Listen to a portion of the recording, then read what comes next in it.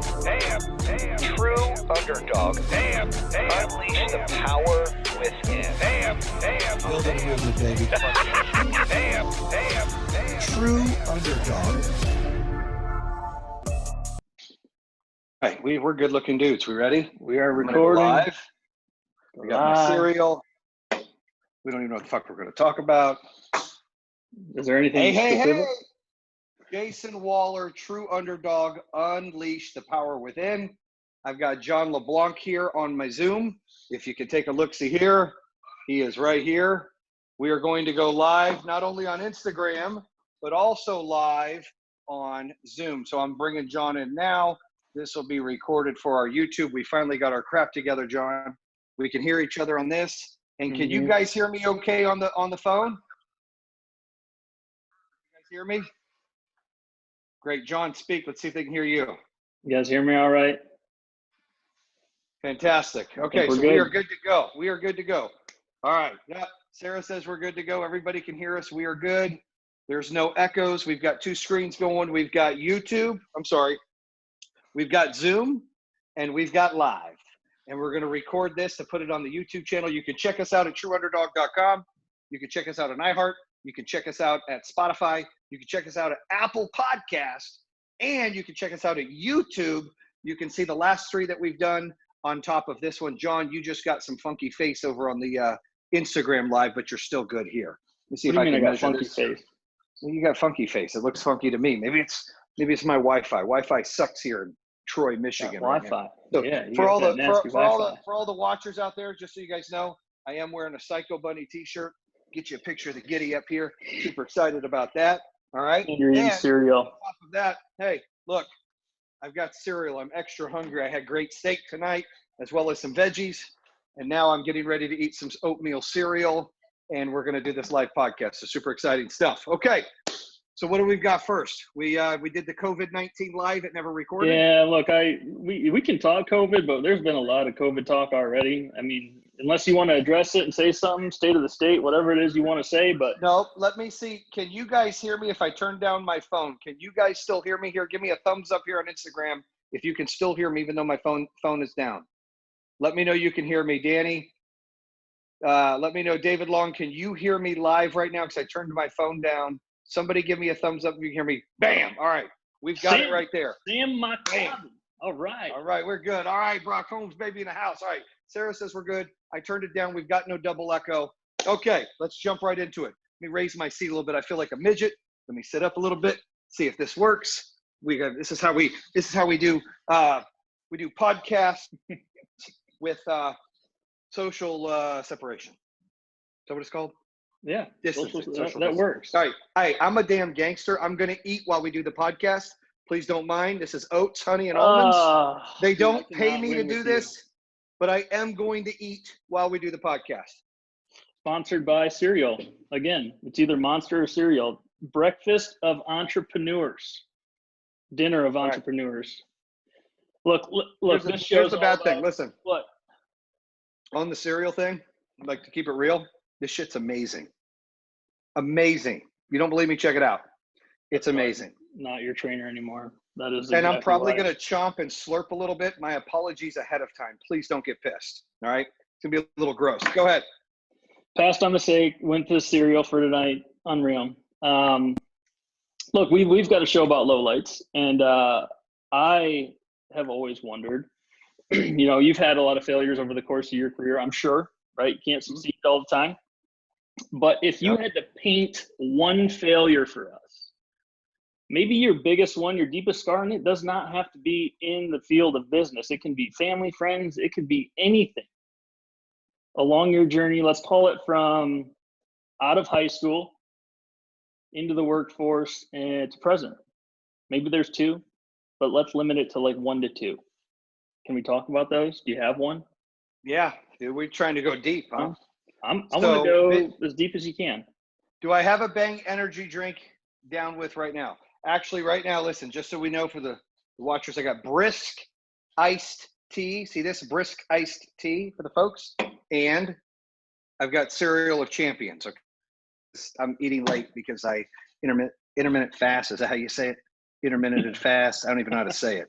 Anyways, I did the fasting thing, and I'm trying to lose weight and eat healthy, so I've got oats.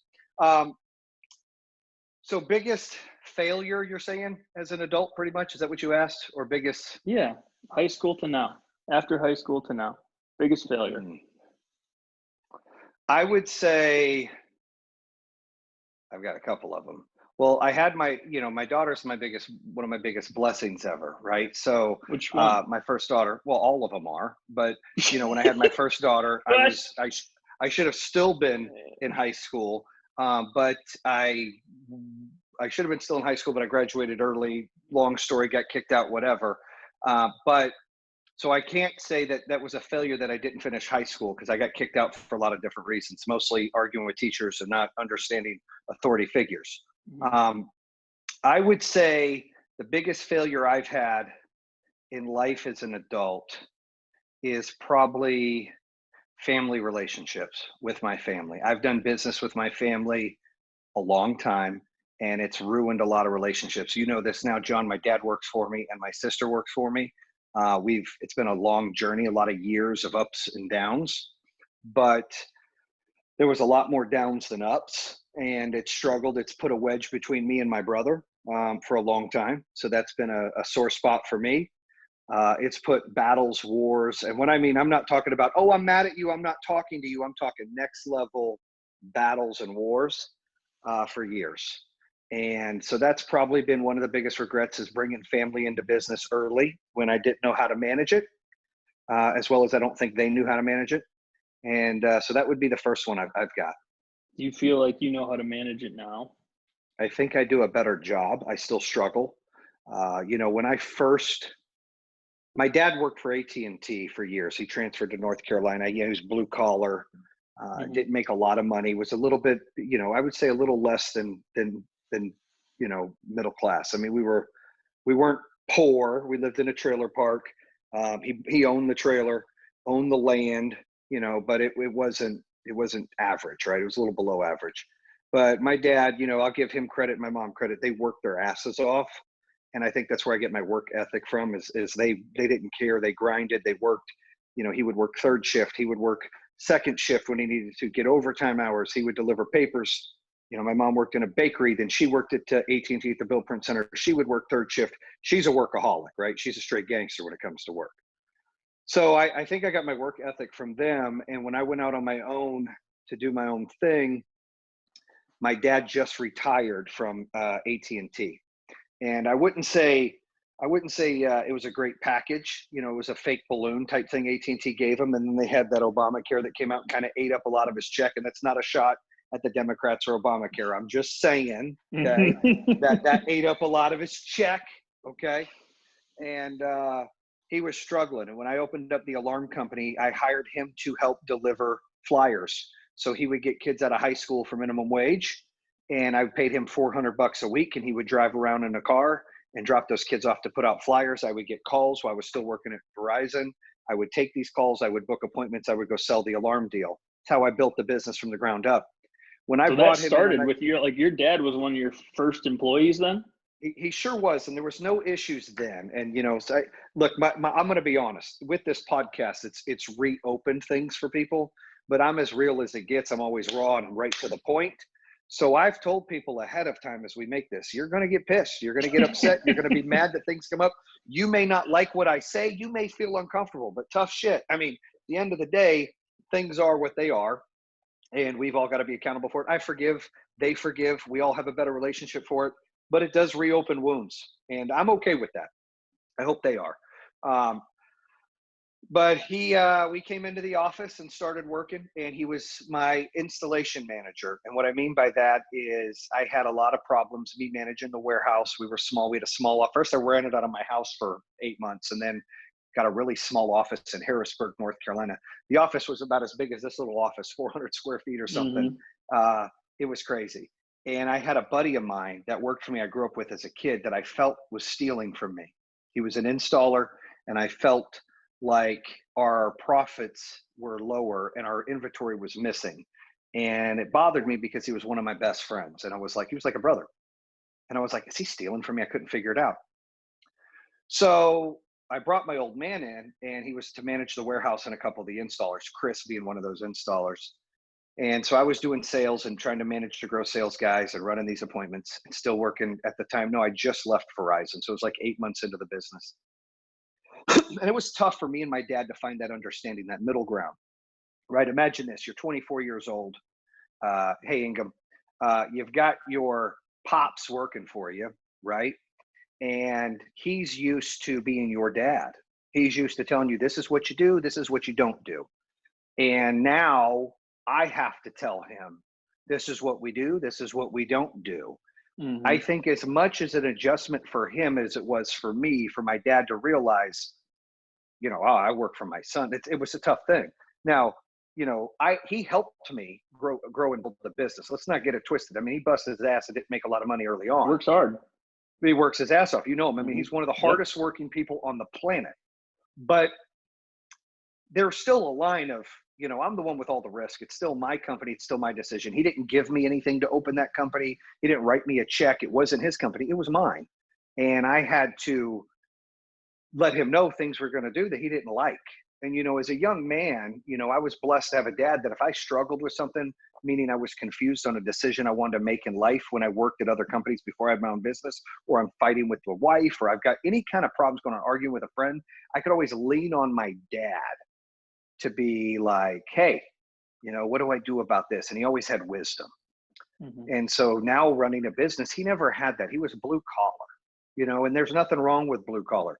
That's what this world is built on. And a lot of blue collar folks, it's a thankless job and people don't appreciate them enough. But, you know, that's what everything's built on. That's where I got my work ethic. And he wasn't, he's the anti-management, you know, anti this. He was a union steward, you know, it's just whatever.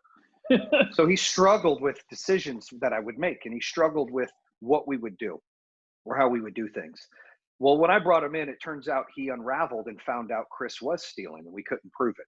He would notice the inventory was gone. He would notice the jobs we were scheduled to install would be missing, door contacts, window sensors, whatever. And hopefully Chris gets to listen to this, you son of a beep. You know what I'm saying, okay? It's all right. He got his. I'm just keeping it real, baby. Sometimes karma comes and bites you in the ass, and Chris knows. But we found out this is when eBay was really big, right? And on eBay, Chris was smart enough not to have one, but stupid enough to use his dad's. I would pulled his dad's eBay up. This is early on, you know, 05. Oh yeah, 05. And I saw that all these contacts were being sold by a Bob on eBay, all these alarm contacts. And I said, this mother, really, man? So I was pissed. So I also saw a Panthers jacket, a Carolina Panthers jacket was bought on there. And this son of a bitch was wearing it to work when he came to work one day. And I got up on him like white on rice. And I said, hey, man, where'd you get that jacket? It's like, oh, man, my dad bought it on eBay. And I about lost my shit. But I wanted to, hey. There's but no hiding your emotions. Boy. Hold on. But I wanted to be sure. Dude, I didn't want to lose it. Dude, this was a kid I grew up with. My dad and his dad were best friends. My dad got transferred from AT&T to North Carolina. I looked up to this kid. You know, when we were living in Phoenix and we were West Side, Vadio, Hollywood, you know, all these little gangbanging wannabe kids, right? When we had all that stuff going on, I was shook. I was, you know, what? So I was like, I got to find out 100%. Well, I figured it out and it was 100% because I bought an order and Bob emailed me and I found out this prick has been stealing from me. So I called him. And when I called him, I told him what I found out. And he, oh, that's wrong. I said, dude, I'm looking at the proof. And I said, look, you're going to come back here rather than me call the police, and you're going to face me man to man and tell me why to my face. And at the end of the day, you're going to be fired. We're going to move on, but you're going to explain to me why. He hung up, and like the little bitch that he is, he took off. I'm not kidding. This is what happened. He moved. He hid. He ran. He packed his shit that night, and he moved all the way back to Arizona and left his wife and kids in North Carolina. No way. I had to deal with that. File charges, do all this stuff. He was that scared. And I called him and I'm like, all you have to do is man up and come to my office and deal with this. Because I wanted him to look to me face to face and tell me why he stole from me and lied about it. And he was too chicken shit to own his stuff, that he moved, created havoc within his marriage, havoc within his family, went out there. I ended up filing charges. And about a year and a half later, you know, or about 8 months later, his wife moved out there with him or whatever I heard. I left it alone. I'm not going to sit here and chase somebody. I've already done what I could do. They extradited him. He got charges put on him. He called me crying, offered me a settlement. I told him to go fly a kite. I'll take his check, and I never want to see him again. So it was years later. We go back to Pops. I know I go down different roads. Yes. Helped me figure that out. I was appreciative. He was like, look, when I hired my Pops, Chris was scared and nervous. I knew something was wrong because he was like, dude, why are you hiring him? You don't trust me? I'm like, no, I need someone to manage this. What up, TWB10? What up, baby? Own up. Bam. So Tyler Brown, what's up, baby? Hey, I got oatmeal. Sorry, I got oatmeal cereal I've been eating. So needless to say, that was a great moment for us and an early moment. But then that led to growth, and that led to me bringing Kevin Klink out to work for me and help me build the company, right? And then there was a trust factor with my dad, and he doesn't like salespeople. Kevin's a sales guy, and all these things led on. And there was a lot of bumps in the road. Then my brother Kevin's started a good buddy. working for me. Kevin, yeah, well, so me and Kevin, knew each other from elementary, and we went to the same middle school, but we didn't hang out. And then I moved in high school, and then I went out there. Should have been my senior year, but I was already kicked out of school. I went out there for 3 months. I was heartbroken. Liz broke my damn heart. Drove out there. I was like, hey, and I went to school for a little bit, playing house or whatever, and then came back. But I worked with Kevin at selling home security at this company over the phone. Anyways, I brought Kevin out to do this, and he was in a spot where he needed something different, and things weren't working for him out in Arizona. And he came out and lived in my basement and helped build up our company right from the ground up. We were already doing pretty good, about 8 or 9 million in sales at the time Kevin came. Had van teams going. I had Kenny working for us. I mean, we were building a monster. And Kevin joined the team and really took it from there and helped us get to 11, 12 million a year in sales. He opened up branches and did that. But there were some uncomfortable issues with my Pops. He doesn't like change. He's stuck in his ways. He doesn't trust nobody. A lot of that stuff going on. So he would question certain things. And you've seen sometimes he's like anti-sales guy. Sales guys this. He's gotten a lot better because he appreciates and loves that sales guys do that. But he hates that they sometimes take advantage of the system for all his guys that are working hard. And that's been a lot of years coming to where he's gotten better at that, as have I, like to understand the relationship. But early on, he would be very defensive and he would attack. And I'd have to be like, you can't attack, dude. That's not your place. This is my company. And that was hard for him to understand. And he would be like, I don't care, F you, whatever, blah. And there would be implosions and he would leave. And there'd be implosions and he would leave. And then we'd make up. And then it would be the same nonsense. And then, so that created some issues. And then me and my brother had a lot of issues where I love my brother to death. He's got a huge heart. He's got a great soul. He's a funny, charismatic, great guy. But he's always been jealous. There's been an envious bone in his body. And my success has always been his failure. And even though he tells me, and I believe him and I love him to death, so shouts out to Jeremy, that I'm his biggest hero, it always bothered him that he wasn't my number one. He wasn't my right-hand guy. But I tried to make him a partner. I tried to make him early on that. There was some envy of Kevin there early on. There was envy of me growing and getting successful and building the company up. But he had a lot of these opportunities and he blew them. Whether he was drinking too much, partying too much, whatever it was, he blew those opportunities. And I would give him chance after chance after chance. And so me being an older father now, and even a GILF, a grandfather, right? You can figure out what GILF means, okay? And is that funny to you? Just not anymore. You say it every podcast. It's a grandpa I would like to feed. I mean, look, they're giving me food. What the hell's the problem? So anyways, he was jealous, dude. And, I wasn't perfect to him, but I felt like I gave him a billion chances and he blew all of them. And I think there was some envy there and he felt like he built things and he used to be like, I helped you open this company and I'm this and super entitled.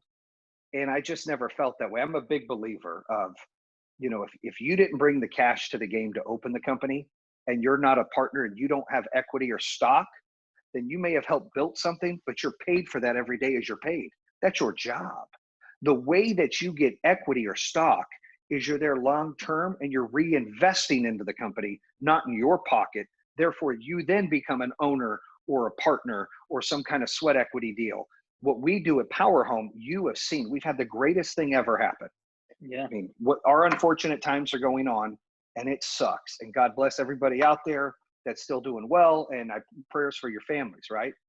But we have had struggles to keep the doors open going through this time, right?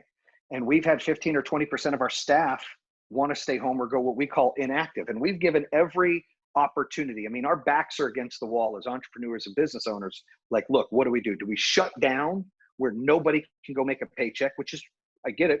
And the company saves money. Imagine taking a pause button and going, pause. You don't pay anybody. You have no revenue coming in, no payroll, no nothing, right? Done. People go file for unemployment, whatever. Company doesn't suffer. In fact, company saves money and flourishes because when everything's good, flip a switch, ready to go. Okay. The other token is I found out today, 907 employees. Okay. Talked to Marilyn today. Woo, broke the 900 mark. We just had 854 3 weeks ago. So just so everybody knows, in COVID, we're hiring, baby. Hiring. But here's the deal.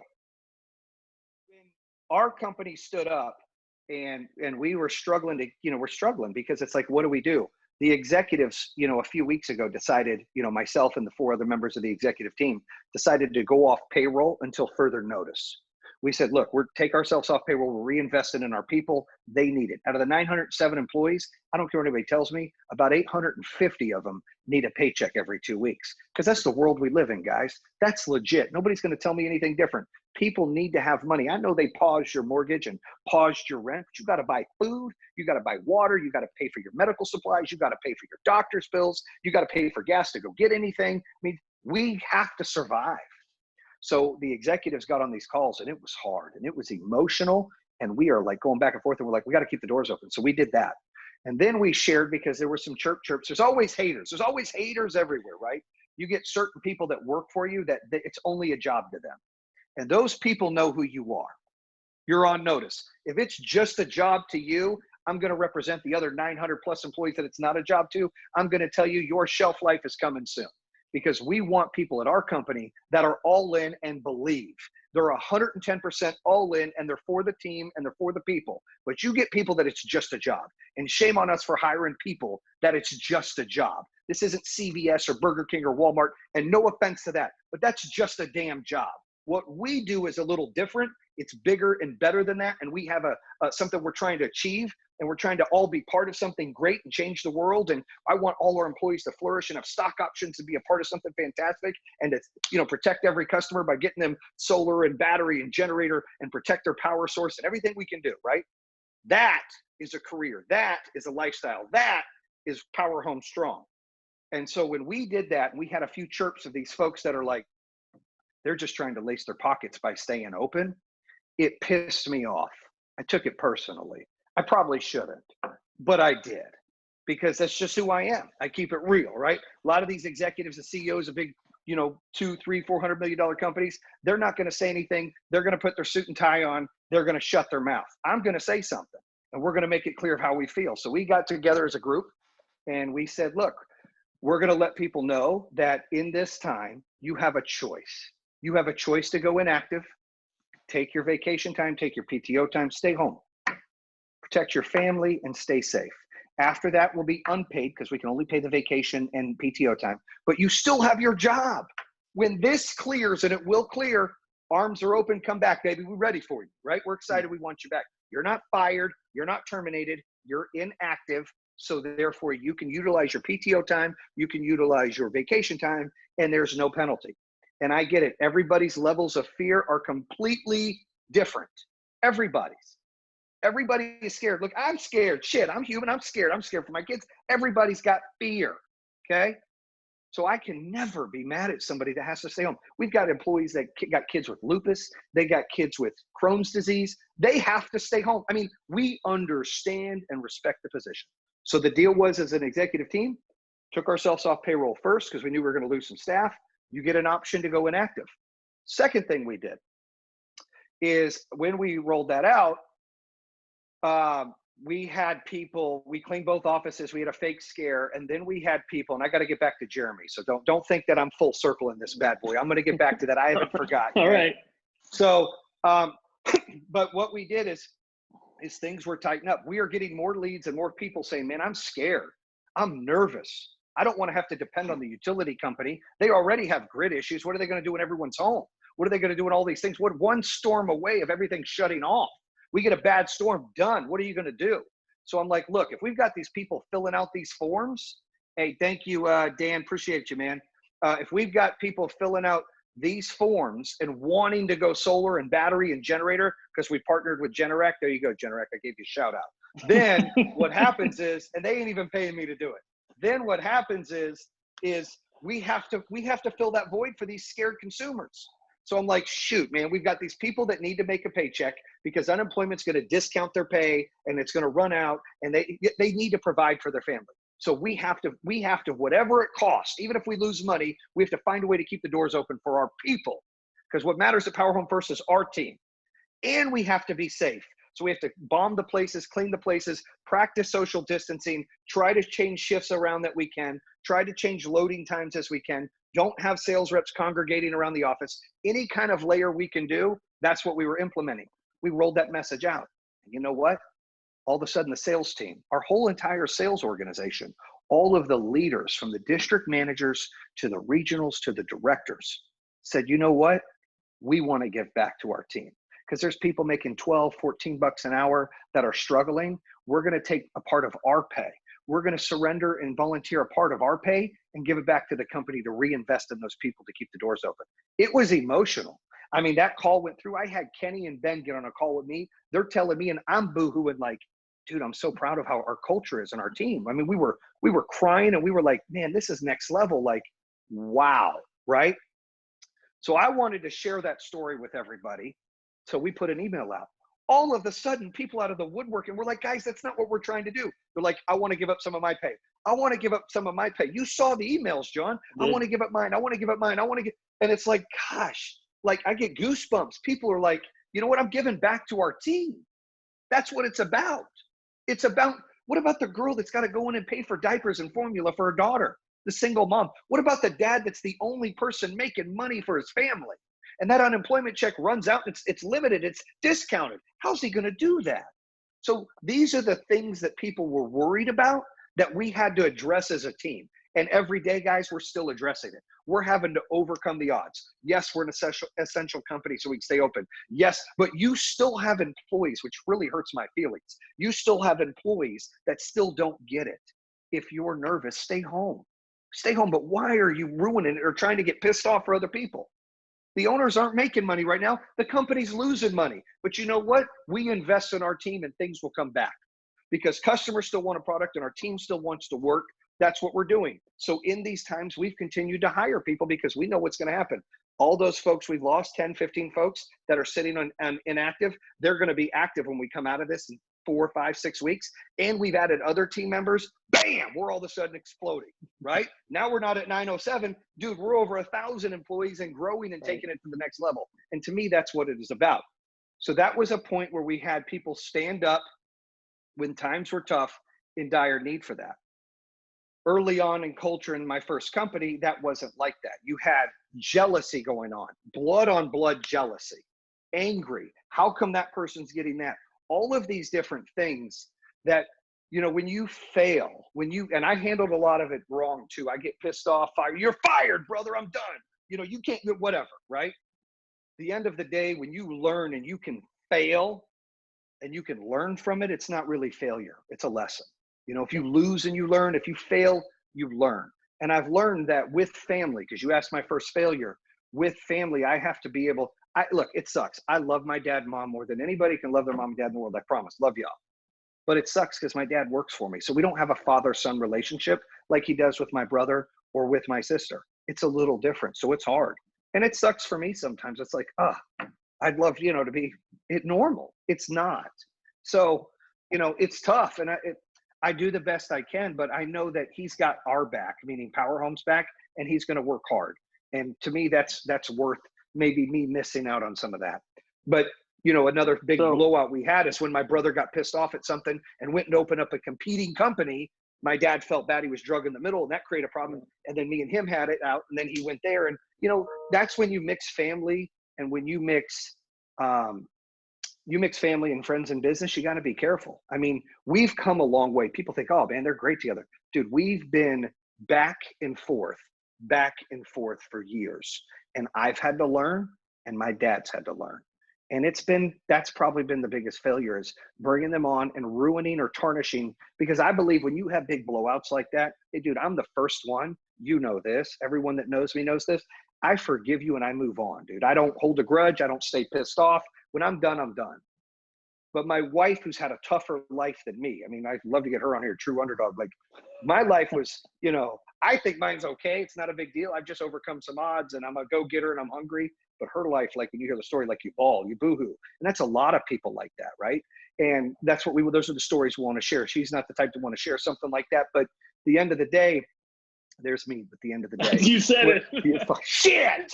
So hey, hang on, before you go. So you started with family and friends, and this is something that I even said at our end of the year party, our Christmas party. But that is the feel when you get into the company. And to summarize this, go ahead and have some cereal while I talk. But to summarize this, you started with friends and family still continue to come into Power Home, whether they're an employee or not, but they surround themselves. And I think that's a powerful thing. But I'm going to say it anyway. At the end of the day, right? Hi guys.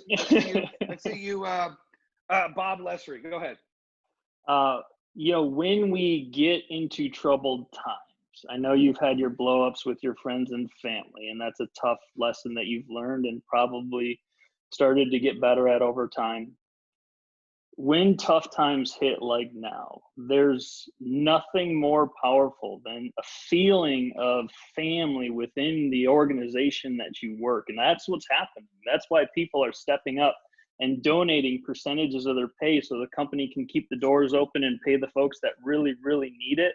And that's a powerful thing. So if we circle back to your family and the decisions that you made early on, yep, I know it was tough, and maybe it was all you had to trust to help kickstart your businesses, right? Right. Do you recommend folks going into business with friends and family? I would say no. I know how good it is now, but I'm telling you, dude, I've got the scars. That's what I was getting ready to tell you. I may forgive, but I've got the scars. My family has the scars, and nobody's innocent from it. I would love to have a better relationship with my brother. We love each other, but at the end of the day, he worked for me. There was some resentment there. I probably wasn't the best. He wasn't the best. He had every opportunity to be bigger and better. He pissed it away. Then of course I'm an arrogant prick after that, because I'm a big believer of how many chances you got to keep giving somebody until I believe this. I have a brother-in-law that works for me. I have a couple best friends that work for me and with me. I have my dad that works for me. My mom works for me. Those people should have my back and Power Home's back more than anybody else on the planet. They should have it more than anybody. And in some cases, sometimes, some of them don't. And that's the struggle that you have. And that's not a shot at any of them, but in different situations, there's been times that it hasn't been brought to them. And that's what's painful, because then I naturally get more pissed off. Like, we're family. You should be all over this. And to them, it's like, dude, I'm doing the best I can. It's my job. So my advice to that is it's hard. And there's going to be different times in business where it matters more. There's things that matter more. My dad drives himself sick, worried about, man, we're spending a lot of money buying these trucks and doing all this. I'm like, dude, we've got this. When I need him to, man, you need to hire more installers that are, can get this job done and not, have, failed inspections, right? Or whatever. My sister hears people talk a little bit and chirp in the office, and she's like, they're so disgraceful and they're running their mouth about this. I'm like, look, you unfortunately, when you get a big room of people, you got some bad people. That's what happens. You just weed them out slowly. It will work itself out. That's the shelf life rule, right? That's not the lifer. And she takes it personally. I don't. My wife reads Facebook and Instagram and people running their mouth and stuff. It pisses her off. Doesn't piss me off. I don't care. I'm like, look, if you're going to talk about us, we're winning. If you're going to talk about us, we're winning. Good or bad, we're winning. What are you looking at? What do you see? Yes, it was on. Okay. So listen, with my brother though, I wish I would have been as smart and as gentle and as kind and as thick-skinned as I am now. It probably wouldn't have went as bad. And I wish he would have been more as mature as he is now than when he was as a young man.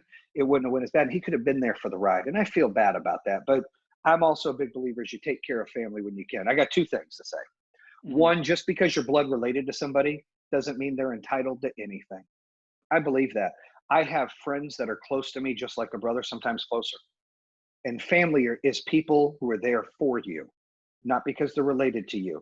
I know several people that have parents that are just pieces of shit, or have siblings that are just bad. Like, I'm lucky I've got great parents. I love them. We've been through hell and back. I've got a great brother and sister. I love them, but we've been through hell and back. The relationships aren't as great as they need to be.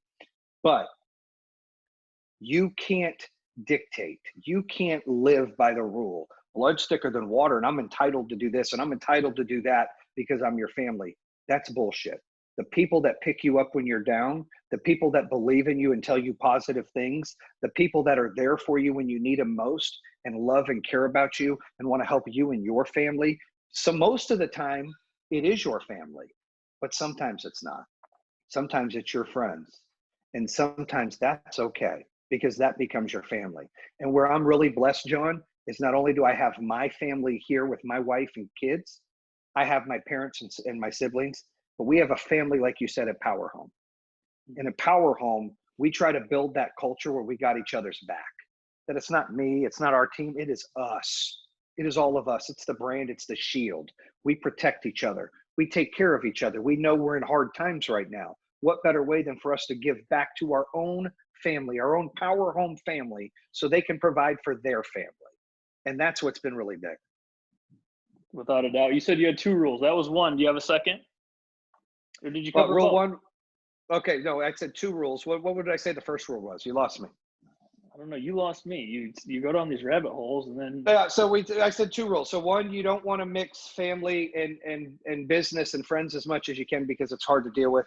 And 2, you need to be supportive when they leave, and it's okay when they leave. They're allowed to do what they need to do. You can't be bothered. And not that I was bothered. My brother opened a company to compete with me, and that didn't last long. But it felt wrong. But they've got it. I want my brother to succeed, or my sister. Like, you want what's best for your family. And Sure. I think that it ruins the relationship, or ruins how things are looked at when you have family work for you, right? So imagine jumping in my brother's shoes. He lives in Florida with his kids. He's just recently divorced, got a great girlfriend, he's got great kids. And he's sitting there watching our company explode. That's just 3 companies though. He was involved in the first company, semi-involved in the second company, like late, and then very little involved in this company. Okay. So there's not a lot of building blocks there. Over time, he kind of did his own thing. The topic, I don't want anything from my family. I don't know what he's saying. I don't want anything from my family. Topic right now is we're talking about family and business together, just so you know. Look but never touch 2019. So, he's in his shoes and he's watching this from the outside. And my parents live in North Carolina. I live in Michigan now. And my dad works for me, and my sister. There's got to be a natural human instinct that's envious, that's not a part of that circle. I can't imagine being in those shoes. I know that's part of it. I hate it for them. I wish I could make things work. I can't, right? So that sucks. And then you always feel guilty. Then you feel guilty that they work for you. You feel guilty that you're successful. You're like, man, the company's growing and I'm successful. You feel guilty because I'm a guy that likes to bring everyone on for the ride. I mean, I've got a picture here. Well, up there. I've got a picture here where it was my 40th birthday. Okay. 40th birthday. Right. I thought you were going to show me the picture of yourself again. Oh, shut up. That's so wrong. Okay. But listen, on the 40th birthday, my wife wanted to go to Turks and Caicos. Okay. And she's like, let's go. Let's take some friends, right? We don't have sitters for my kids. So my parents come and watch our kids. And, we just had our house flood, so they had to come to the new house. When they came, Prater's a good friend of mine, Matt Prater. His wife's birthday was the same week. So he's like, dude, let me, go in with you on this and let me celebrate her birthday. I said, cool. And they're our good friends. And we have a lot of great friends here in Michigan too. We have a lot in North Carolina, a handful in North Carolina. We have a lot of great friends here in Michigan. So we all decided to go, and all of them wanted to chip in and pay. And we were like, no, because some of them could afford to go, but it might have put them in a bad position. Some of them maybe couldn't afford to go, and this is an opportunity of a lifetime. Some of them could afford to go and it's nothing off the top, right? I have friends of all dynamics. That's what I love. It doesn't matter what you have, who you are, how much money you make. It doesn't matter. If you're good people, we're friends, man. We're family. It doesn't matter. Yeah, I'm good, you're good. That's how we do it. It doesn't matter your status. It doesn't matter what's in your bank. It doesn't matter where you live or what you drive. I don't give a shit. So, and they shouldn't either. But in order for me to do that, I can't ask couples to go to Turks and Caicos and spend the money that we spent to go for my birthday. So I told my wife, we're paying for this. You know, we're paying for it. And we did it, and it was pricey. But let me tell you something. It's the best trip I've ever had. We went there and we all teared up and cried every night and enjoyed time as friends. And we were thankful for things. And they all said kind things about me. And I didn't want anything returned. They didn't have to, but they knew that, you know what, how many times in your life do you get an opportunity to spend and spoil things with friends? That's what I'm trying to say. I'm not about me and I go do something. I like to bring the whole group with me and we all celebrate. If we're going to go to Turks, we all get to go to Turks. If we're going to do this, we all get to go to do that. And that's how I felt about my brother. I wish he'd have been more a part of that. It didn't work out. I get to bring part of my family for the ride, which is exciting. And my brother-in-law and things like that, my friends, that's exciting to bring them along. And that's what it's about to me. And something I've learned over time is, you know, what good is it of doing anything if you got to enjoy it yourself? You got to enjoy it with the people you care and love. And here was what the best part was. 2 weeks after we went for my birthday, I decided, because we had a trip planned to Cayman Islands with the kids. I said, that experience that we had in Turks, and shouts out to you, O, you know who you are. He's the butler in Turks. He's not on, but O will know when he sees this. I wanted them to experience that because that was the best trip of my life. And so then we invited my parents. We invited my mother-in-law, but she couldn't go, but we invited my parents and we invited my kids, and it was the best trip of their life. And we all got to go there, and we had our own house and butler and everything. It was next level rock star stuff. But dude, if you're grinding and you're successful, you need to enjoy it with friends and family. You need to. You can't replace a memory. You can buy all the shit you want. It's just shit.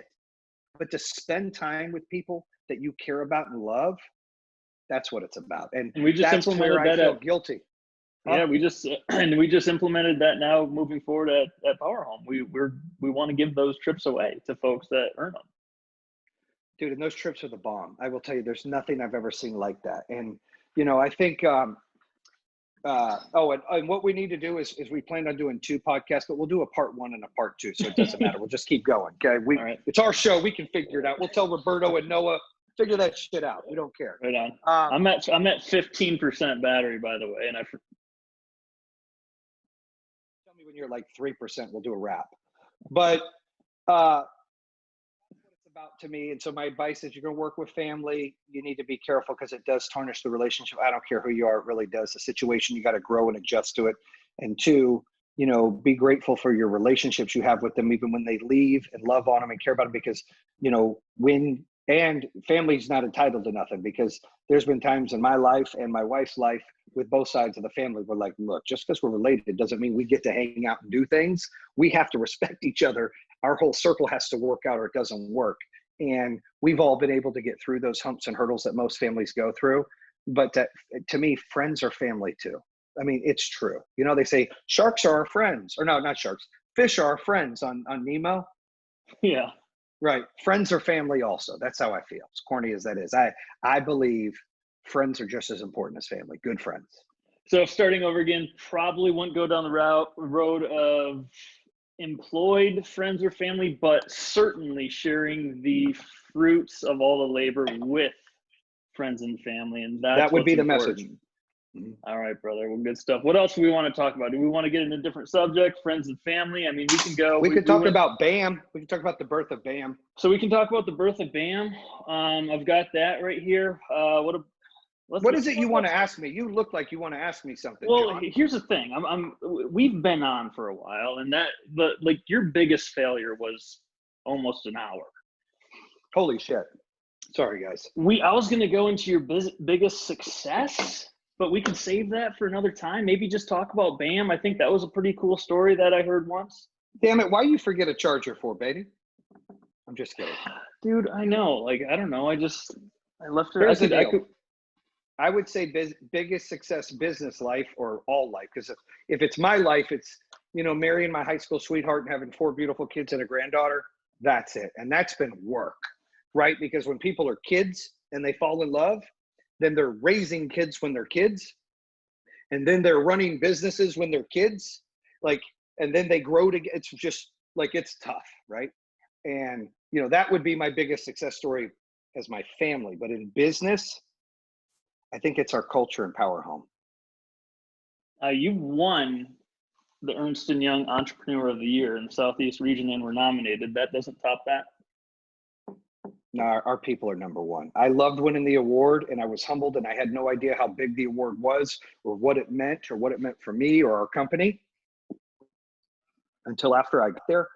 Ironic story, I didn't even take it serious until someone said, you know what that award is? The guy in FUBU won that. And I'm like, really? They're like, yeah, it was a buddy of mine, Brian. And he works for EY. And I'm like, shoot, I wasn't even going to go. So I ended up going, and then I ended up dropping the mic on the interviews, and I ended up winning in the Southeast. It was like, wow. And the judges who were ex-winners were kind enough to say, dude, you got a great story. You keep grinding. You need to write a book or do a podcast and help motivate people and just keep it real. And so that's what inspired to do the show. But I think the biggest success, and that's a whole nother story, the EY thing, we can go down the story of how the interviews went. No, we can do that now. We'll talk about the BAM and the other stuff. We got a few minutes. So we have a team, a PR team, Near Media, and so shouts out to Sarah, Justin, and Alex at Near Media, and Roger Kuzna, who does all our blogs and story writing, works for the company. He's fantastic, best guy I've ever seen that writes stuff. He's amazing. So shouts out to Raj. But they apply for awards for our company. We don't know what awards they apply for. All kinds of stuff. We got all kinds of awards back here that I've won that I didn't even know I was qualified for. I didn't know what the hell that award was. Right. One of them was the Ernst & Young Entrepreneur of the Year Award. Get an email, you're nominated as a finalist. Great, fantastic. What's that mean? Well, you're gonna have to come back to Charlotte on this date and do this dinner. I live in Michigan at the time, and then you got to come back to Atlanta if you to go to the to see if you win. Okay, let's I guess whatever. Answer the questionnaire. We'll go from there. So then what happened was I wasn't even taking it serious. I didn't care. Brian comes over. We have adult game night at my house. And on the adult game night, you look like you're stuck looking at something. What are you doing? Just we've got questions. I mean, just all right. Let's do some questions. I mean, you can wrap up, and then we can take these in a second. Okay. So show up to the event, or not taking it serious. Brian says, "Man, you're gonna have to take this serious." The FUBU guy won. I'm like, "What?" He's like, "Yeah, you need to take this serious." I'm like, "All right, I guess I need to take this serious." So I called Raj the next day. I'm like, "Dude, we need to take this serious. You need to get on the calls. Let me know what I need to know. Done."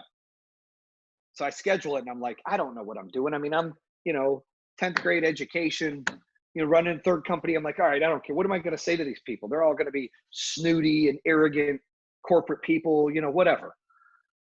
So I show up. Roger's got a folder. He's like, Jayson. Roger's a researcher. Yeah. I have got the bio on every judge, and they're here. All of them are ex-winners. Here's so-and-so, and they've won this, and they own this business. Here's so-and-so. We're going to go shake hands with each of them. I'm like, oh, okay, let's do that. So we walk through, and we're introducing ourselves, and we're just like everybody else. So side note, never be like everybody else. You don't win when you're the same. Just remember that. Back to the game. So shaking hands, and I'm like, dude, this is crazy, right? All right, hey, nice to meet you. I'm like, dude, what's this going to be like? And they're talking about the process the next day. You're going to go through, vigorous interviews with one group and then another group. And then you got to do something on camera. And we're going to read your bio and read your story and pick a winner. Okay. So I then go out, and this is right before the NBA draft was coming out. The lottery was getting ready to be done. And Zion Williamson said he was coming out of Duke and he was going to get drafted, but the Pelicans just got picked for the number 1 pick. And there were rumors on ESPN at the time, look at us talking about sports and it's not active right now, that said Zion might go back to Duke. So I'm sitting there with this girl, Chevy, who is over the entire EY event there in Charlotte for the Southeast. And I'm sitting there with Roger. And we're just chatting, and I go, oh, look, on the TV, this is in between shaking hands with all these ex-winners and judges like everybody else does. And I said, Zion is talking about going back to Duke. And she looks at me and she goes, oh, is that where you went to college, was Duke? And I said, oh, I need to go to college. He goes, oh, you're the one. You're the finalist that didn't go to college. And a light bulb went off. And I was like, ding, I have it. I know why I'm here. I know why I'm here. So I shook hands and did all that. Roger called me, "Not you ready for tomorrow?" Hell yeah. He's like, "I can't be there with you." I'm like, "It's cool." I walk in, luck of the draw, I'm the last one to go. All Nice. these other finalists go. I'm the last one. I get in there, John. And when I tell you, I lit up both rooms like you could, I'm telling you, fireworks city. I am not trying to toot my own horn, but I'm going to toot my own horn. When you go into an interview or you go in, Zion Williamson's a basketball player, plays for the Pelicans now. Or you go into an interview or you go in to do anything, right? You always, most of the time, go, man, I could have done that a little different. Man, I should have changed that. I walked in there and I dropped that mic so hard. They were hugging and chest bumping me when I got done. They were telling me I need a book. They were telling me I need to have a podcast. I knew, I said, I have just won. I walked out grinning ear to ear, most confident prick in the world. Roger calls me. How did it go? I said, Raj, let me tell you something. You know how you go to an interview or a meeting, you go, damn, I should have said that. He said, yeah. I said, I dropped the damn mic, brother. And I sent him a text with the mic drop. Done. We go to Atlanta 2 months later. I am super confident I'm going to win. I bring the whole crew. I'm going to win. Ready. Yes. Because I focused on, if people want to know, I'm an entrepreneur. I bootstrapped. I built my business from the ground up, all three of them. No real high school education, no college, no money, no loans. Had to do it myself, working 2 jobs, busting my ass, working hard, kid at a teenager, back and forth with child support, get married at an early age, odds against me, everyone doubting me. I had to tell them the story in like 10-minute interviews. And I had them like, oh boy, right? So I'm like, I got this. It's my story. I got this. So we get to Atlanta. We're all juiced up. We're ready to win. They show our category. On the category, we have a little film that every company or entrepreneur makes. They show the other 2 guys first, the other 2 companies first, or whatever, a few companies first, and they show all their philanthropy. Now, people don't realize we do a ton of philanthropy, over $1 million a year, excluding this year with our Give Power Foundation, and with all the military makeover stuff we do and any other thing we do with St. Jude's. We always love to give back to the community and the people. But let me tell you something. I was pissed because in that video, we didn't have a lot of philanthropy and those others focused on that. And my heart dropped. And my wife looked at me and she goes, "Are you okay?" And I said, "I'm not going to win." She said, "What?" I said, "Look, dude, those guys do this and this is what they're doing. I'm not going to win. I'm not going to win." They announced my name as winning. I was shocked. I was tearful. I walked up there humbled. I didn't know what to say. And I was the first winner. They had like 8 winners that day. So I went up there and gave like a 2-minute speech thinking I had to hurry. And I rushed it and I gave my speech and I was all jacked and I made the whole crowd go, bam, when I was done, right? I said, "It's what we do. We do building a movement." Bam. And I had him jacked up for my 2 minutes. And I had this ex-NFL Hall of Famer that owns his own business high-fiving me, jacked up. I was like, I was ready. But then everybody went up there and spoke for 5, 7, 10, 15 minutes, giving a damn speech. And I was pissed. I was like, man, had I went last, I'd still be there from last. Oh, yeah, you would. I mean, I'd still be there. I'm like, camp out. We ain't leaving. But it didn't happen. So that award humbled me. I'm glad that we applied for it and won. It was exciting.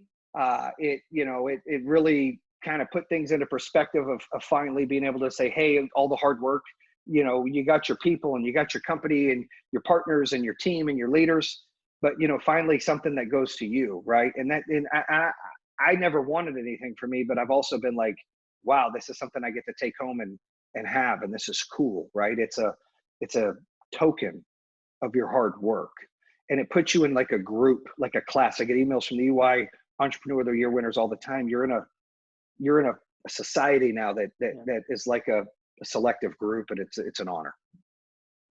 That's awesome, and that's a great story. That never really gets old at all. What do we got? We're at 9%. 9%. Let's ask questions. Answer questions. I quit eating my cereal. I think it went old. Yeah, we had a question. Who is Zion? You answered that, but what if you're running a business just on your own? What if you're doing something solo? I mean, that was the question. That's the extent of it. If you want to take that into a different direction, you can. Well, I did open the business solo on my own and then brought people on because eventually you can't do things on your own. The biggest advice I can give you when you open a business is learn how to scale it and teach people to do what you do and get a bunch of mini yous so then you can multiply and scale it. Because if you just keep doing everything, then you're like the ice cream truck, or you're just small. The only way to get bigger is to train and teach mini yous and scale it and be able to, you can't be greedy. You got to give back to the company. It's not about your profits. It's about building something bigger value, right? And so you got to give back to the company and pay your people. And I have 3 rules. Pay your people first, pay your vendor second, you get paid last if there's anything left. If you follow those 3 rules and you scale it, you can go from 1 employee yourself to hundreds. A lot of people on here learning lessons from going in business with family and friends. Fortunate you were able to make it work, but a lot of folks struggled with it. It seems like. What advice would you have for a 16-year-old kid right now wanting to start out? Well, I've got a 16-year-old. You tell him to finish school. Yes, I would say, look, my biggest regrets is dropping off the football team my sophomore year. Or I got kicked off my freshman year, and then whatever. and then not finishing real high school. I didn't get to do the prom and I didn't get to do any of that shit, dude. So, I always tell people, focus on school, get your credits in. If you ask me about college, I think college has a place. I think our school system's broke. If I had the money and the time, I would develop a new school system, like straight up. And it would be, we're going to talk history. We're going to talk math that matters because we have calculators and computers. And we're going to talk business sense and skill sets of managing your money, responsibilities, parenting, different things that we could utilize in school.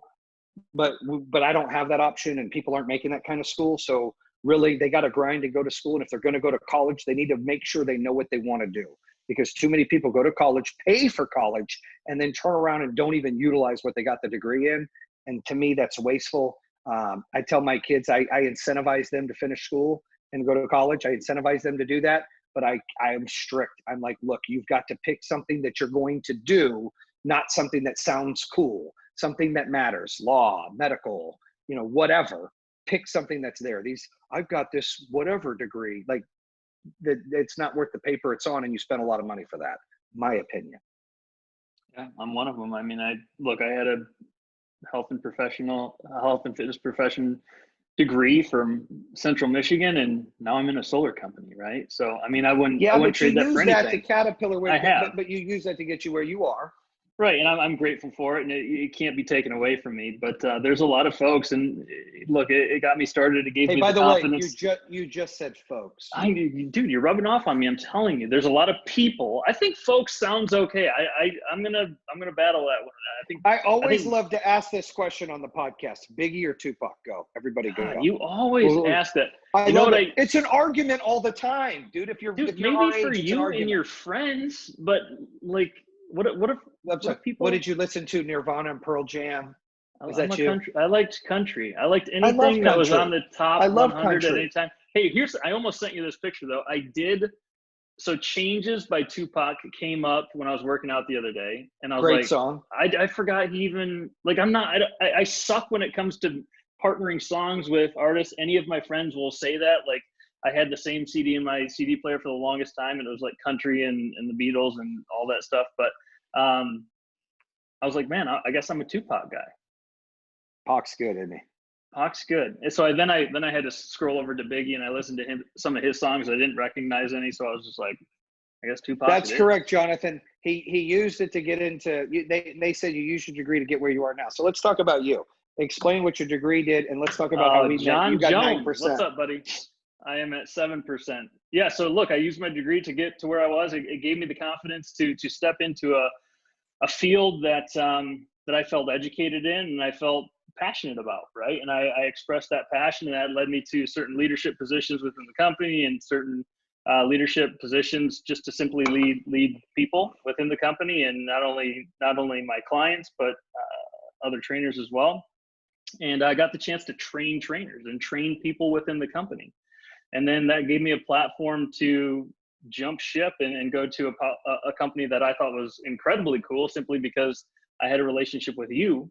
And stepped into Power Home, and I loved everything about it. And not related really, but went from training to training. So I'm the training director at Power Home, and have enjoyed every minute of it. It's a great What's company. crazy is no one understands our relationship. I'll go to a district and they're like, what is the deal with you and John, like our trainer? And I'm like, he used to be my trainer. He used to help me get buff.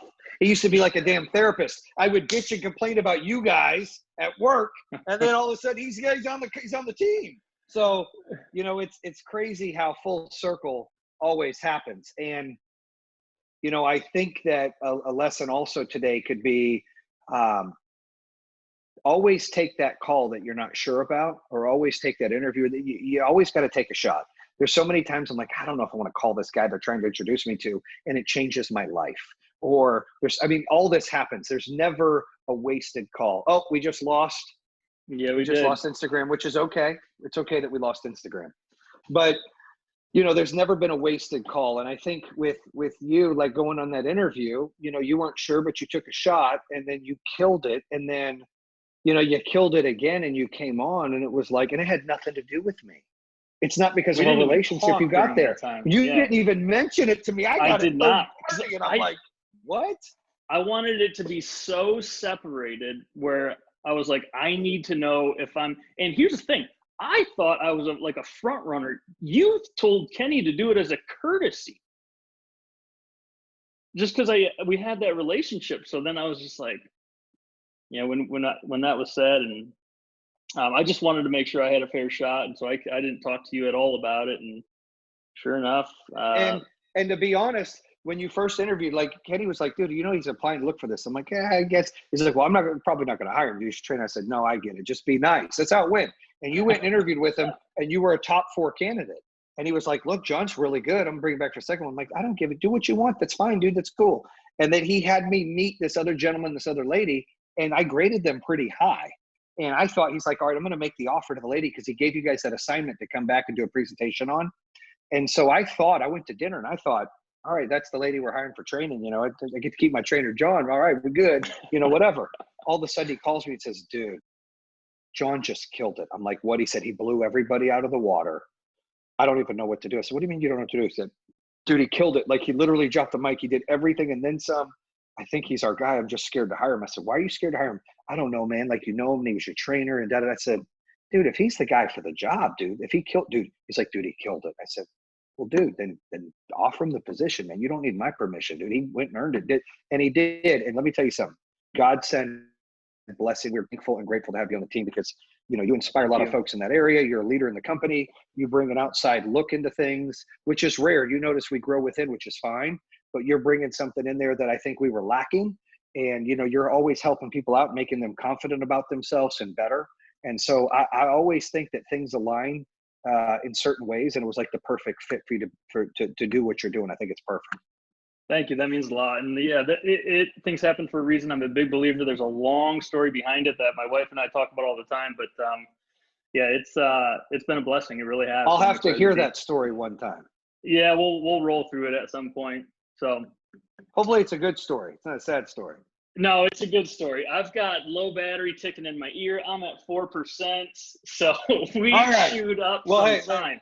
Let's wrap it up here. So thank you for joining John and myself here. We'll break this into 2 podcasts, maybe 1. We'll see how long it goes. True Underdog, Unleash the Power Within. Bam! Bam! Bam! Bam! True Underdog. Bam! Bam! Unleash the power within. Bam! Bam! Build a movement, baby. Bam! Bam! Bam! True Underdog.